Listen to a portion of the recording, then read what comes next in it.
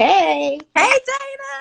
hey, Ray, how you I'm doing? doing good. How are I you? know Ray, so I have to get it out the way. Mwah, mwah, mwah. Hi, Ray. Love you, sis, so much. Yo, Jada is so encouraging and she's so amazing. But we're not gonna get sidetracked.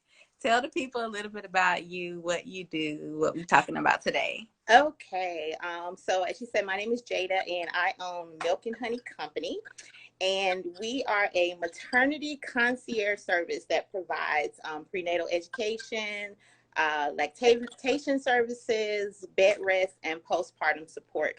I actually began my journey as a virtual assistant, and I met Darren because she reached out to me because she wanted some work to be done a couple years ago. Okay. But I ended up going to an orientation with Mama Sakisa from Love and Touch. And this pretty much got me into the pathwork of being a postpartum doula. Okay. So my very first client was a bed rest client. And I just had, felt so awful for her because she couldn't do anything. She was on bed rest. I believe she was about 8 months. So she had about 2 months to go. Wow. She had a hole in her cervix. So she really could not do anything. So just to be able to manage, light household duties for her and everything, which is awesome. But she referred me out to other people. And the main request that I was starting to get was breastfeeding support. Okay. So that's kind of how I ended up branching off into the lactation field. I have always been interested in natural parenting. My sister, my late sister, she passed away, but she was my muse. She did natural parenting, the homeschooling, the breastfeeding till they were like 3 or 4. And we're talking about like in the 80s. I'm a little bit older. So this was like unheard of. Everybody thought she was weird. And, Right. but looking for at her me, side eye.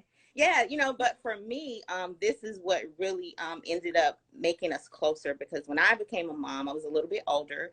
I got pregnant at 37. So I was really looking for ways to parent, my kids as natural as possible because I pretty much knew, I grew up in it. So she was my muse for everything. So I just kind of, searched out my story with my kids. My first son, when I go back on it and all the things that I've learned, I realized what the problem was, in hindsight. So, and a lot of it was just, support. And I realized that I was an oversupplier the first time around and I just could not manage it with my son. So when he became 3 months, my sister passed. And then that same week, I found out I was pregnant. So I had a lot of emotions going on, So I was trying to figure out what could I do so that I could relieve some stress. And for me, I thought it was breastfeeding. And that was the complete, wrong thing. But I didn't really have anyone to reach out to, as far as to keep me encouraged. Because a lot of times, you may tell the bad things that's going on and vent, but it doesn't mean that you want to give up. A lot of times you just want to get it off your chest. So you want someone that can just kind of listen and keep encouraging you and pushing you. And I like to call my second baby my redemption baby because I got a second chance to do it. I never got a chance to do a home birth. Like y'all make me really want to, I want another baby, but my husband's like that's over with. But no, come on. I had the best nurse. Yeah, I'm down, but he said he's done. So, but I had the best nurse, and to this day, I don't even know if she was real because I had so many drugs going on, and I try to go back, and everybody's like, I don't know what you're talking about. We don't know who he is, but she was stern when she needed to be, and she was gentle when I needed it. But just that encouragement, and then even after I left the hospital, she checked on me a couple times. But my second son.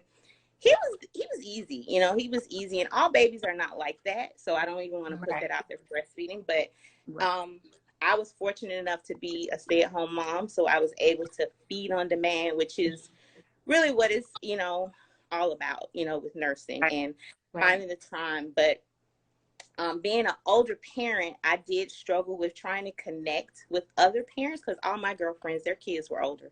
And they had forgotten everything. And they were like, I don't know what you're talking about. Uh-oh, I'm sorry. Okay. Sorry, y'all. So they were like, I don't know what you're talking about. So I had to reach out, to this community, this natural parenting community. And there was this awesome place called the Atlanta Baby Exchange. I don't know if Lindsay is here. But that place just literally changed my life with the people, the women that were there. You know, they were just so encouraging. And, you know, because I had 2 kids back to back, and there were boys. So I'm just now getting into the midst of being a boy mom, and I got a, you know, busted lip now. So we'll, you know, just get ready. But that village of support, you know, to be able to see other women breastfeeding, going through the same things, and to know that when you hear other women talking about it, it doesn't necessarily mean it's a problem. It's probably just common. So it's normal, you know. So my thing was to get the support, and the more that I breastfed, the more people began to ask questions. So it was like, this kind of is what I want to do. I started out as a nurse because I already, you know, not as a nurse, but going to nursing school until they, you know, the needles.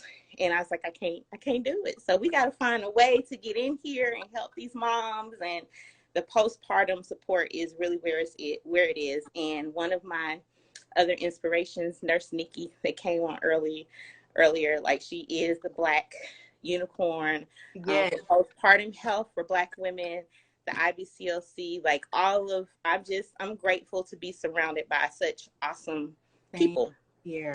And you know, all of this progressed as to find a lactation consultant that looked like me was, you know, not the easiest thing either. So there began to see another focus, another lack, you know, where we needed to pretty much improve the support so that we could increase the Black breastfeeding rate. So that's when I started Future IBCLCs of Color, because I was so interested in this. And you, one of my members, there's a couple in there too, you know, on finding support for Black women. But I didn't know that it was so many of y'all out there. I literally thought, okay, I'm gonna put this out there. It's gonna be like 10 of us.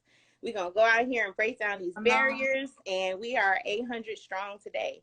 So if you are interested in becoming an IBCLC, or even if you just want to do peer support in your community, you don't have to do this as a career path, because the goal is, when I put out tips, is that I want you to make sure that you know that you have evidence-based information, so that when someone else sees you breastfeed, you can pass along correct information, because moms are more likely to interact with other moms, you know. So, and especially within our culture, we have to do that trust and, you know, that bonding. So it's a lot of misinformation out there in the Black community. So, you know, I'm quick to be like, no, that's not the truth. I am a truth seeker. I'm a Sagittarius. So it's in my blood to tell you this knowledge that I'm learning, you know. So, but I enjoy it. I enjoy the classes, you know, more than anything else, because I get to interact. They're really fun. You come out with something you can take home with you to make sure that you understand how your breasts work and how the process of, you know, breastfeeding works. So, and it's all commitment, you know, hoping that there's no medical challenges. But breastfeeding is mental. Breastfeeding will break you down, and then it will build you back up. But when it builds you back up, you are can't nobody tell you nothing, you know, because I say it all the time. Look, I breastfed 2 babies. I can get through anything, you know. So my job is to be your cheerleader. You know, we took some kind of personality test, and it always comes back as I'm the cheerleader. So if that's what I have to do to encourage you to keep going to your 6 months mark, which is recommended, and even further into toddler nursing, and, you know, to normalize that as well, because, you know, Darren and I speak about that too, and to know that us older parents are out here doing it too. You know, we're just not as vocal as, you know, the millennials. You guys just tell it all, and I'm like, okay, I got to get on board with this. You know, telling all my business. But, you know, if this helps another woman, you know, to find the journey that she wants to go on. So it's all about building maternal confidence and using those instincts that you have.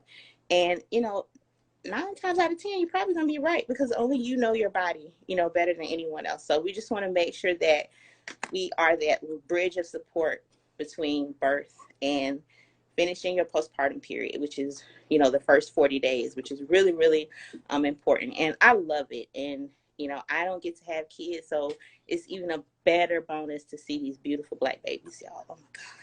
So. You're so amazing, and the work that Yes. you do is so And amazing. I love you too. All you Aw, doulas. I wish I had a doula. Mama Saran. Oh, if I can get one more baby in, I'm going to call you. I But feel I love like, that phrase when she said, don't panic, take yes, charge. yes. So that is going to be like my affirmation, like for everything in life, because as soon as you panic, all rationale goes out the window. You just have to chill out and let's figure out a plan, on how we're going to approach this birth. So I don't like to use the word plan. I say preference because, birth is unpredictable. So I was heartbroken and I had to have 2 C-sections, in 1 year. So it was definitely not how I wanted it to go. But my doctors were pretty cool. They weren't too bad. So my story isn't very traumatic. It just became traumatic afterwards, Okay. So, but that's where we need, the support. So I am here if you all need me. Milk and Honey Company, postpartum support, like I said, bed rest, breastfeeding, any type of perinatal services. I have access to community resources. So if you are beginning this journey, welcome.